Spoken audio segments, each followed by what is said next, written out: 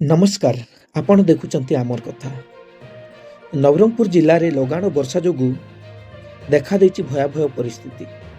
वर्षार तांडव रे अनेक अंचल रे रास्ताघाट जलमग्न होइथिबा बेले गाँ ठारू सहर पर्यंत जनजीवन प्रभावित होइछि। रास्ता उपरे पानी चालुथिबारु यातायात रे मध्य समस्या देखा देइछि।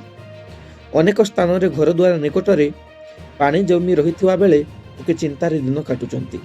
वर्षार सीधासलख प्रभाव पड़ी चाष उपरे। एकर एकर चाष जमी रे पानी पशि जिबारु फसल नष्ट हेबा आशंका देखा देइछि। एहाकु नै चाषीक मध्यरे बढिछि चिंता।